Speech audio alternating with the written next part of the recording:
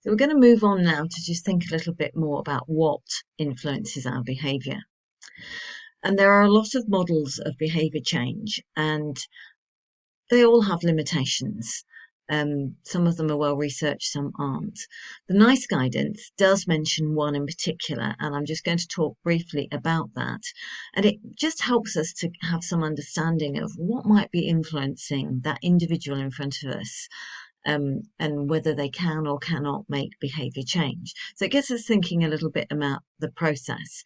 So I would encourage you to have a look at this link, and hover over the different words around the wheel, but bear in mind that we are going to have a presentation on this in our session.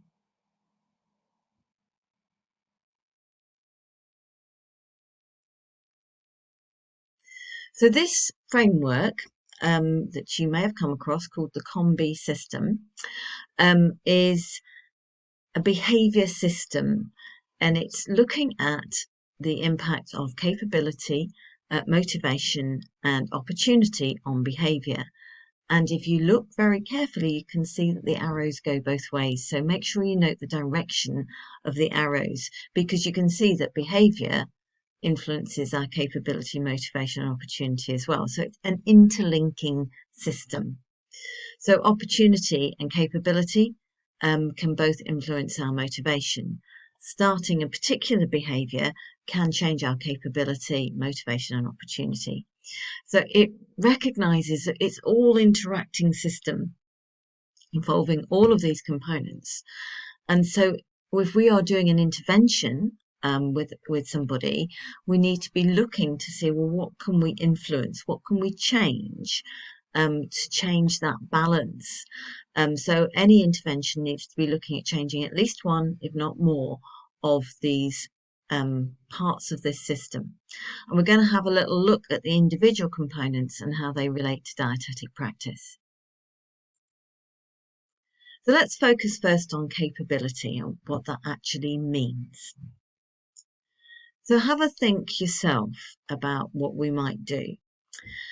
We're looking at changing perhaps psychological aspect of someone, their understanding, their ability to reason with something, or their problem solving, or we might be looking at their physical capability to engage with an activity. So this includes knowledge and skills. That fits in with comprehension and reasoning. And our skills, teaching someone to cook, for example, we can change that skill level. We can therefore change their capability.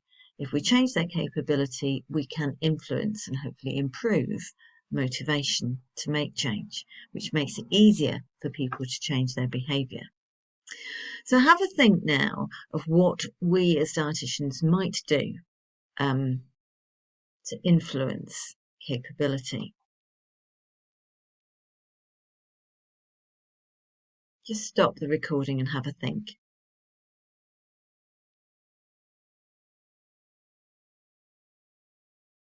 Okay, hopefully you've had a bit of a thought there. And the kind of things that you might want to consider are things like dietary information sheets, the advice you might be giving someone. We might be providing cook and eat sessions in the community to help build knowledge and skills. That might be general healthy eating related, or it might be gluten-free cooking related. Might be delivering group education, which you will do on your placements. You might well be delivering group education, for example, for cardiac rehabilitation.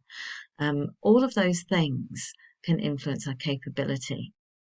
So if a service user attends a session, attending is a behaviour that can then influence their capability. They come, that's the behaviour.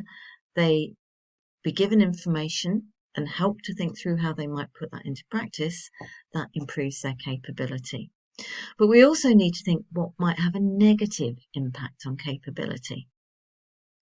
That might include someone with a learning disability, someone with a physical disability, or with poor mental health, or information that we provide that doesn't meet the service user needs. So, for example, we could give out information that is very English in the foods that it includes that might not relate to someone who's recently moved from a different part of the world to come and live in this country. Or it might be that not their culture, or might not consider their faith or their religion.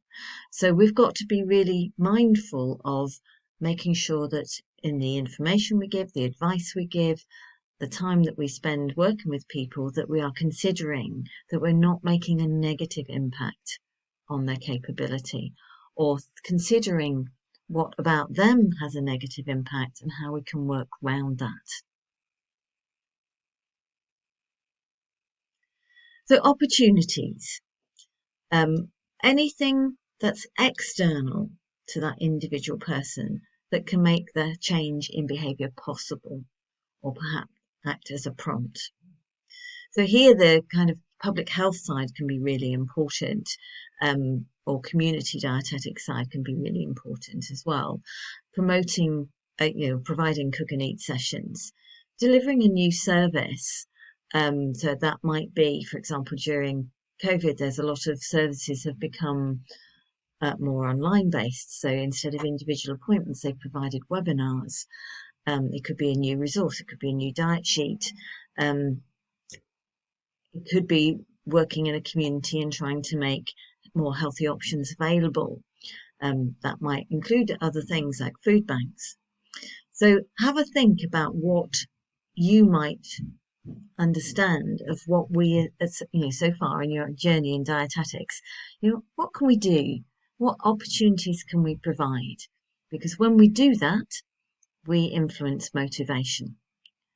So think broadly, don't think just about providing nutritional supplements, for example. Think, of that breadth of dietetics. And, things that aren't just dietetics, like food banks. They're making food more available to people right across the UK. They're providing an opportunity to have sufficient food and a healthier diet. So think broadly, think a range of conditions, think a range of opportunities that we can provide as part of our professional work. Motivation. So this is something that gets talked about a lot, and what we mean by that is it's all those brain processes that we combine and use to direct our behaviour. It's not just having a goal or making a conscious decision to do something different. It actually includes all our habits, things that we've been doing for a long time, the things that we don't even realise we're doing sometimes. It includes our emotions and our ability to make a decision. And what's got to happen if we're going to change behaviour is that the motivation for that behaviour change has got to be stronger than everything else that's getting in the way of it, of competing it. So remember that we can influence motivation by changing capability and opportunity. Later on in the course, we will talk more about motivational interviewing, which is a very specific way of a talking therapy to help people become more aware of what's motivating them or what's perhaps getting in the way of their motivation. But that's not something that you can learn in 5 minutes. That's a skill, needs training and practice. So therefore, we've got to start by focusing on changing the things that we can change, and developing our communication skills, which will help us to have that foundation to learn more about motivational interviewing. We can support people with their mental health. We can support by linking in with social support and how that might make things easier for people. But that's also something that is known to help motivation. We could set up self-help groups for patients with particular health conditions, such as celiac disease, for example. So when you're thinking about motivation, also think about what's going to have a negative impact on motivation. And, can we change that? Is there anything that we can do to help change that? So overall, when we're talking about motivation, behaviour change, capability, a lot of what we do as dietetic practitioners is support and facilitate individuals to make that lifestyle change. And it could be diet, it could be physical activity, it could be other things. that might improve their physical health or their mental health and prevent ill health. So we've got lots that we can do. We can make a big difference in our practice.